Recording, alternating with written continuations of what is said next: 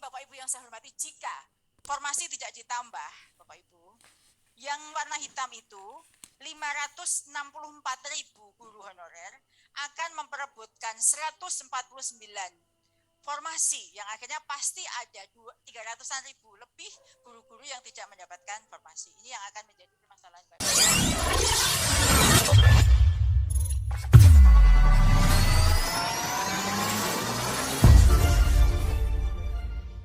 Bapak narasumber yang saya hormati, juga Bapak Ibu semuanya, bahwa supaya lebih jelas saya buka maskernya ya.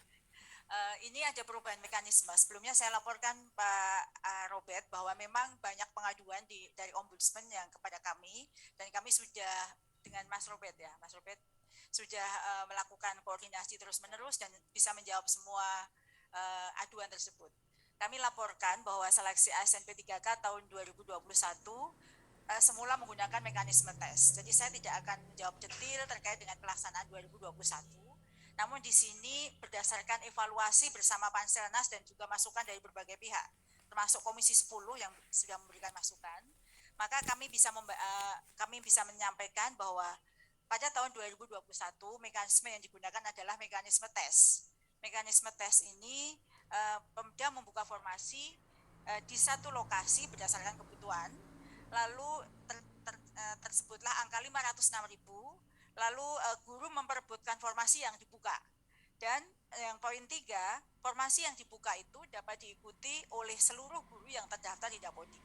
Yang akhirnya karena terjadi untuk tahun 2021 ada 3 kali ujian 1, ujian 2, dan ujian 3. Ujian 1 hanya diberi kesempatan kepada guru honorer di sekolah negeri, dan ujian tahap 2 inilah yang kemudian menimbulkan banyak sekali permasalahan, mungkin permasalahan yang masuk ke Ombudsman terkait dengan aduan dari berbagai pihak, karena yang ada di nomor 3 itu, nomor 4, terjadi mutasi, rotasi, dan pergeseran. Guru-guru induk tergeser oleh guru-guru swasta yang boleh masuk di ujian kedua, sehingga terjadilah masalah, dan itu serentak terjadi. Kemudian dan catatan lagi, banyak juga aduan mungkin ya Pak Robert terkait dengan hal ini, karena banyak guru yang merasa sudah senior, merasa pengalamannya yang banyak, tapi kalah karena mekanisme atau pelaksanaan ujian di ASN P3K tahun 2021 itu hanya yang diuji adalah kompetensi melalui ujian. Kompetensi yang diuji adalah teknis, profesional, dan pedagogi. Sehingga tentu banyak kendala teknis mungkin yang terjadi, sehingga banyak guru-guru yang pengalaman yang lama, yang mempunyai pengalaman, merasa dia punya kemampuan mengajar atau punya pengalaman yang lama, yang tadi disebut oleh Pak Robert afirmasi tadi, kemudian banyak yang tergeser. Dan ini yang terjadi di 2021. Lalu berdasarkan diskusi mendalam ya dengan Pak Deputi di Menpan dan BKN, dan juga dengan berbagai masukan dari Panja Seleksi ASN P3K Guru dari Komisi 10, maka diskusi itu menemukan hasil mekanisme baru untuk seleksi ASN P3K 2022. Yang mana di sini bedanya adalah Pemda membuka formasi berdasarkan kompetensi dari guru yang sudah lulus passing grade. Nanti di slide berikutnya saya sebutkan bahwa kita memiliki 193.000 lebih guru yang ikut seleksi tahap 1 yang sudah lulus passing grade yang belum ditempatkan. Kemudian formasi melekat pada guru di sekolahnya, kemudian diikuti oleh guru yang saat ini ada di Dapodik, kemudian tidak terjadi nantinya karena memberikan ruang pada guru di sekolah induk melekat pada di sekolahnya, maka dipastikan tidak ada terjadi pergeseran lagi, ada guru induk yang tergeser oleh guru di sekolah lain. Kemudian kompetensi mempertimbangkan dimensi. Jadi untuk seleksi yang kedua ini untuk tahun 2020 nanti Pak Apa yang akan menjelaskan lebih detail, itu mempertimbangkan semua kompetensinya termasuk kompetensi profesional, pedagogik, sosial, dan kepribadian. Karena nanti mekanisme ada tiga bentuk mekanisme. Kemudian menggunakan mekanisme penempatan dan uji kompetensi. Itu perbedaan atau perubahan mekanismenya. Kemudian berikutnya. Nah ini Bapak Ibu yang saya hormati, tadi saya sampaikan bahwa ada mekanisme penempatan bagi guru lulus passing grade tahun 2021 yang belum mendapatkan formasi. Analoginya seperti ini. Siapa yang ada di sini adalah prioritas 1, ya Pak Aba ya. Prioritas 1 itu adalah ya dari THK 2, guru honorer negeri, lulusan PPG maupun guru honorer swasta yang sudah lulus passing grade. Itu urut-urutannya. Jadi siapa yang lebih dulu mendapatkan formasi adalah sesuai dengan urutan tersebut.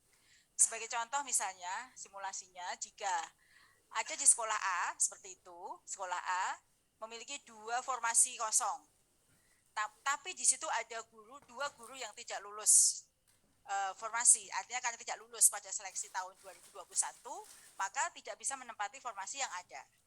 Maka pada mekanisme tersebut, sementara di sekolah B itu ada guru lulus passing grade, bagian dari 193.000 tadi, juga di sekolah C, tapi di sekolah tersebut tidak ada atau kekurangan guru. Maka formasi yang nomor 1 ini, di sekolah A ini, ada perubahan formasi, jadi formasi mengikuti keberadaan guru yang ada lolos passing grade tadi. Begitu juga yang formasi kedua. Kira-kira seperti itu mekanismenya yang sudah tertuang dalam petunjuk teknis yang dikembangkan, diturunkan berdasarkan Permenpan RB tentang seleksi SNP 3K tahun 2022. Nah ini yang data yang saya sampaikan tadi, tahun 2021 masih dibutuhkan 55% tambahan usulan karena total formasi jika betul sisa formasi tahun 2021 dianggap sebagai formasi 2022 itu baru 45%, jadi total kebutuhan yaitu 758.000 Bapak Ibu.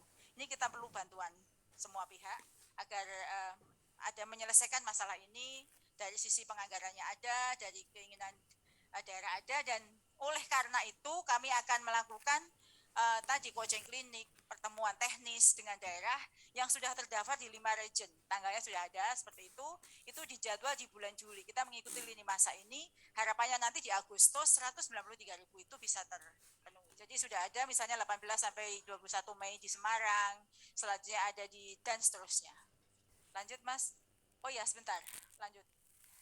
Nah ini Bapak Ibu yang saya hormati, jika formasi tidak ditambah Bapak Ibu, yang warna hitam itu 564.000 guru honorer akan memperebutkan 149 formasi yang akhirnya pasti ada 300-an ribu lebih guru-guru yang tidak mendapatkan formasi. Ini yang akan menjadi permasalahan baru. Terakhir, seperti yang tadi disampaikan oleh Pak Robert, bahwa kami pun juga ada membuka layanan helpdesk, dan itu orangnya ada, ruangnya di dekat saya. Mereka menjawab semua pertanyaan, baik melalui telepon langsung, bisa melalui ada call center, ada melalui telegram, dan bisa juga melalui website kita. Terima kasih, itu yang bisa saya paparkan. Jika ada pertanyaan terkait dengan apa yang tadi disampaikan Pak Robert, mungkin dalam waktu diskusi bisa kita lanjutkan. Terima kasih. Terima kasih Bu Nunu.